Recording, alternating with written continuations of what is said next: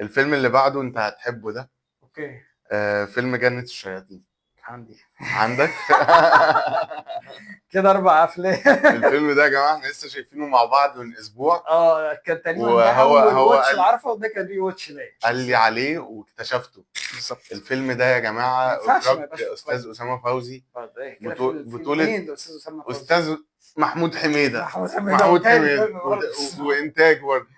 بالظبط. بس بطولة خاصة لأستاذ محمود حميدة، يعني طلع بدور خاص كده. بالظبط. وبرضو في الفيلم عمرو واكد، لبلبة، سيد النجار، صلاح مين فهمي، كارولين عزمي، مجدي الكدواني، بالظبط. يعني في ناس كتير جدا كانوا في أستاذ خالد صالح طلع في مشهد في مشهد الفيلم واحد ده، كان في البدايات. كان في البدايات.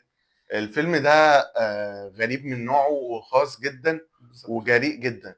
وغريب وجريء لأنه بيناقش واحد ميت، بس عايش مع الناس، عايش بيتفاعل مع الناس لسه. بالظبط. اه وهو كان شخص أرستقراطي من عيلة أرستقراطية، عايش بطريقة معينة جدا، بيحس بان هو لا مش لاقي نفسه في الحياة دي او مل منها، بيقرر ان هو بقى ايه، يعيش في الشوارع وينام في الشوارع ويسهر في البارات اه ويعيش حياة بوهيمية يعني. مم. ولحد ما بيتوفى، فبيبقى في صراع كده ما بين الأسرة، عايزة ان هي تدفنه وتعمل له عزا وحاجات معينه بالشكل الرسمي او التقليدي، وما بين بقى اصحابه اللي هو اتعرف عليهم في كان اسمه ايه؟ الشوارع. طبي. طبي. اه وما بين بقى اصحابه اللي اتعرف عليهم في الشارع اللي هم بوسي ولونا اه وكده، اللي هم عايزين يحتفلوا بقى بطريقتهم دي، هم شايفين اه ان الموت ده حاجه عبثيه، فبيحتفلوا بطريقتهم بقى هو الفيلم عبثي جميل، فيلم وكان نفسي يتعمل له فيلم اللي هو بريكول، اللي هو قبل ما قبل هذا، وهو طبل عايش من كتر بالظبط.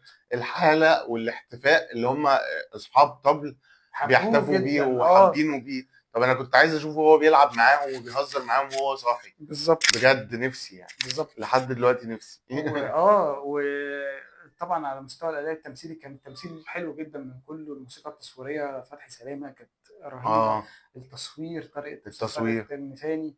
التاليف لمصطفى ذكري عن روايه اسمها الرجل الذي مات مرتين، اعتقد لكاتب اسمه جورج امادو او حاجه كده.